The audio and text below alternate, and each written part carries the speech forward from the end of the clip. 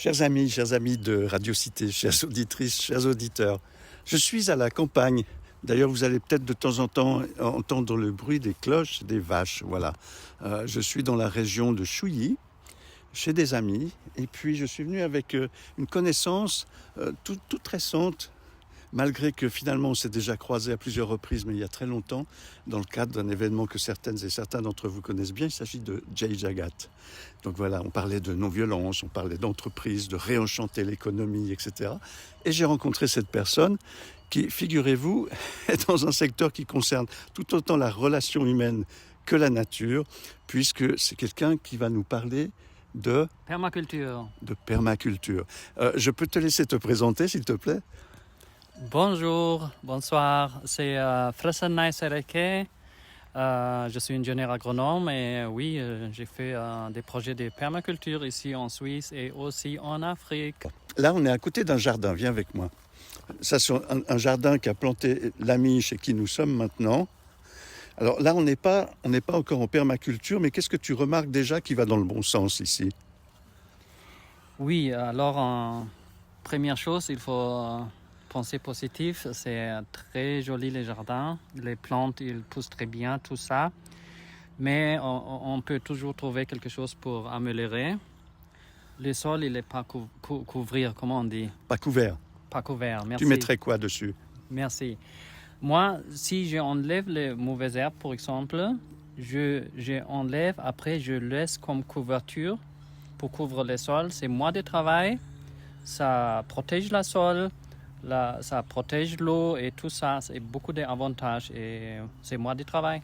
Et tu couvres ça avec quoi? Avec des copeaux de bois, avec de la paille? Oui, comme je dis, avec le mauvais herbe numéro 1 et tous le organic matter, la matière organique, je trouve dans le jardin, je coupe, je fais là-bas.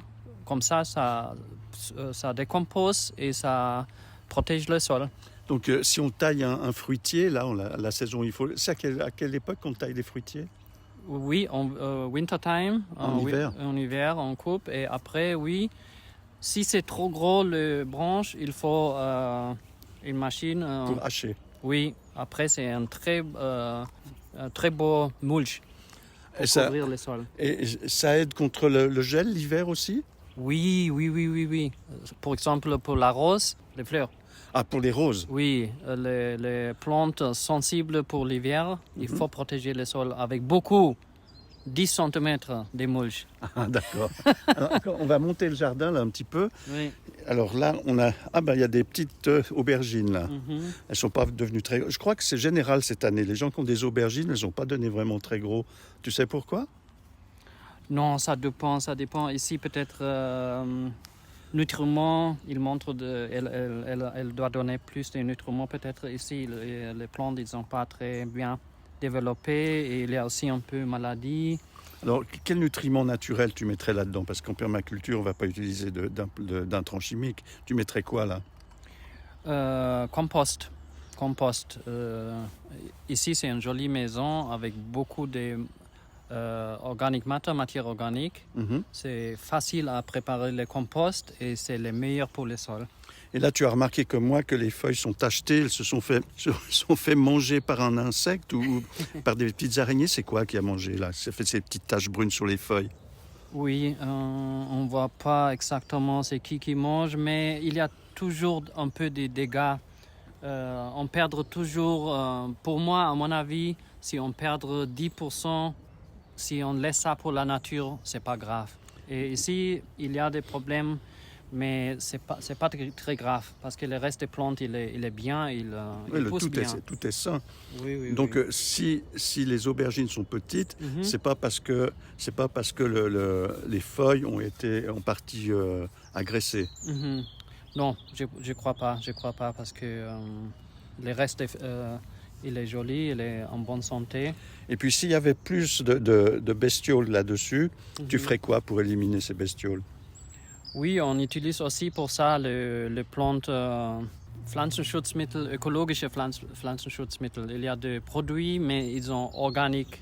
On n'utilise jamais les produits chimiques. Mhm. Et il y a beaucoup de produits qui marchent très bien. On n'a C'est pas la soupe d'ortie, c'est ça les trucs Oui, ça, on peut utiliser, produire nous. Oui. C'est une bonne idée.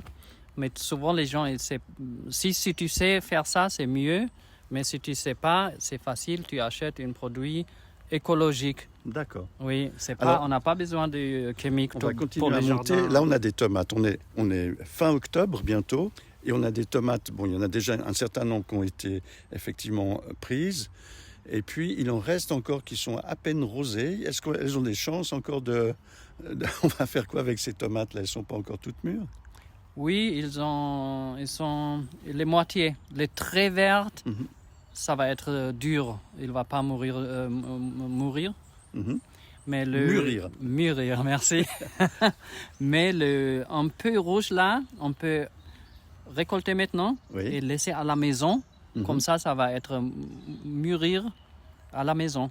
Et un problème ici, c'est aussi, c'est pas protégé des pluies. Les tomates, ils n'aiment pas les pluies. Ça veut dire que les feuilles que je vois sécher, Mhm. en fait, elles ont été peut-être sous l'humidité la nuit et elles ont été cuites avec le soleil la journée? Oui, c'est exactement. Et pour les tomates, c'est mieux si c'est couvre et on donne de l'irrigation à la pied, l'eau Ok, à oui. pied. Mhm. Comme ça, il y a moins de maladies. Pour ça, ils sont pas très jolis. Alors moi, une année, bon, j'ai pas de jardin, j'ai Oui. une terrasse sur laquelle j'ai planté, c'est pas des F1, c'est des tomates de chez Tomates. Oui. Et la première année, j'ai fait une erreur, elles avaient le cul tout noir. Hmm. Est-ce que c'est parce que j'ai trop arrosé? Oui, tu as protégé la tête? Et non, Oui, c'est ça le problème. d'accord. Il faut protéger et donner de l'eau aux pieds. Et là, on a des choux qui sont très hauts. Ah, mais c'est quoi ça pour des choux? Alors c'est très haut, ça fait en tout cas presque 80 cm de haut. Federkohl en allemand. C'est des choux de Bruxelles, c'est ça? Oui.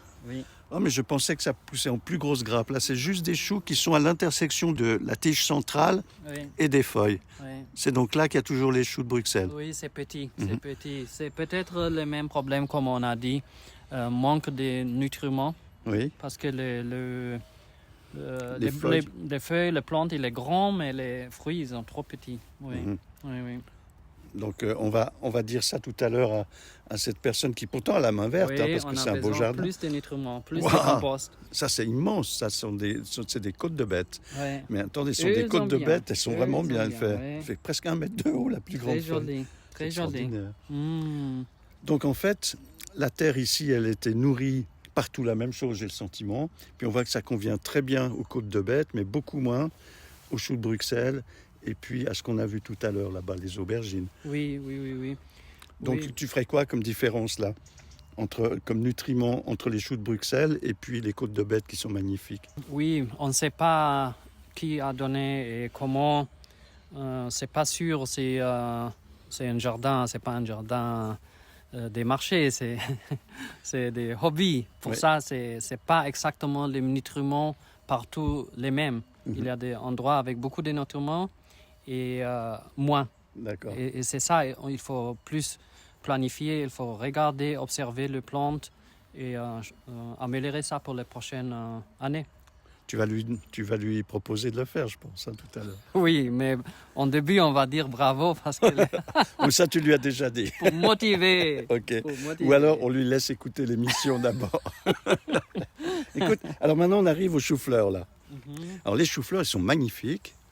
Mais encore une fois, ils sont très hauts. Moi, je pensais que les choux-fleurs, ça poussait plus près du sol. Là, le chou-fleur, il est à 50-60 cm de haut. C'est normal? Oui, parce qu'ils ont des places ici.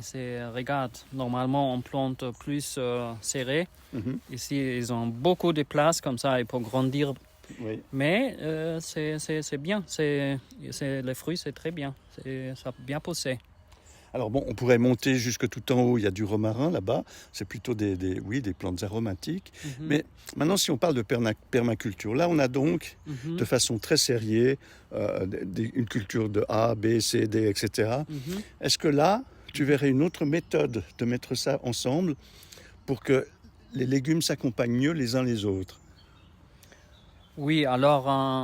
Sur cet exemple-là. Oui. C'est une bonne question, merci. Dans la permaculture ou généralement dans la jardinier, il faut trouver les balances. Il faut être pratique pour le travail et aussi écologique, comme tu dis. Alors, à mon avis, ça c'est bien parce que c'est seulement un ligné avec une sorte de légumes. Oui. Et les lignées sont tous différents. Et pour ça, à mon avis, c'est une bonne combinaison, un bon équilibre. Comme j'ai dit, la seule chose, c'est dommage, à mon avis, ici, c'est le sol, il est vraiment pas couvert. Ça, c'est dommage. Et couvrir le sol, c'est vraiment important parce que dans la nature, il n'y a pas la terre nue comme ça. Il n'y a pas. Alors, il y a des plantes qui s'entraident. Hein. J'avais entendu parler, tu m'as confirmé tout à l'heure, que par exemple, le maïs sur lequel on fait monter des haricots et au sol, on protège avec la courge parce qu'elles ont des feuilles très grandes qui protègent l'humidité du sol. Oui. Ça sont des plantes alliées. Oui, exactement. Les trois sœurs. Les trois frangines. Donc maintenant, ici, est-ce qu'il y en a? Est-ce que l'ordre dans lequel ils sont les uns par rapport aux autres, c'est quelque chose qui pourrait être encore amélioré? Par exemple, les tomates, est-ce qu'on pourrait les mettre ailleurs que là où elles sont pour qu'elles donnent plus encore? Oui, ça, pour direction perfection, tu as raison. Les tomates, moi aussi, dans mon jardin, je mélange avec du basilic, par exemple. Oui. Comme ça aide à protéger les tomates et tu as une production plus. Tu as plus de diversité. Alors, c'est pas seulement bien pour les plantes, comme tu dis. C'est important, qu'est-ce que tu dis. Les plantes, c'est comme les forêts. C'est des différentes plantes qui aident. C'est une communauté. C'est bien pour les plantes et aussi pour la récolte. Tu as beaucoup de différents... tu as plus de rendement. Oui. Dans mon jardin, les tomates, je plante les tomates. Après, je plante aussi les salades, les persils, les basilics, comme je dis. Comme ça, les tomates, quand ils sont petits, j'ai déjà les récoltes. J'ai des salades, j'ai du basilic aussi. Les persils, ils poussent très bien. On peut faire beaucoup de combinaisons, beaucoup de rendements. Et c'est ça le but de permaculture. Est-ce que s'il y a des auditrices et des auditeurs, Oui. parce que je vais te demander ton site oui. internet, etc., qui ont besoin de conseils, est-ce que tu es d'accord de rentrer en matière pour leur donner un petit coup de main? Oui, avec plaisir. Notre organisation, elle s'appelle Eden. C'est une association, n'est-ce pas? Association, exactement. Le website, c'est eden, edhen.ch. Et là, vous pouvez trouver toutes les informations et les contacts pour nous contacter. Alors, bien sûr, ce sera sur les podcasts. Une chose que, bien sûr, je ne t'ai pas dit parce qu'on ne prépare jamais rien dans cette émission. Quand tu entends quelqu'un dire « Merci la vie », puisque c'est le nom de l'émission, comment ça résonne en toi, « Merci la vie » ? Merci la vie, oui, à mon avis, c'est très important. Vivre dans un état de gratitude, c'est très important. Surtout maintenant, à cette époque, avec beaucoup de crises, différentes crises. Il ne faut pas oublier la gratitude aussi. C'est très important. Merci. Les gens qui nous écoutent t'entendent avec un accent allemand. Par contre, quand ils vont voir ta photo, ils vont se dire non, c'est pas vraiment un Allemand, ou alors c'est vraiment un Allemand du Sud, de chez le Sud. En fait, ton origine, tu viens d'où à la base, mon ami? Oui, c'est une bonne question. Je suis né en Érythrée, mais grandi en Allemagne. Pour ça, l'accent, c'est allemand et aussi érythréen. Et voilà, ça c'est un autre style de permaculture qui te va très bien. Donc, chers amis de Radio Cité, je vous remercie de votre écoute et de votre fidélité. Et puis, à tout bientôt. Au revoir et encore une fois, merci la vie. Merci la vie.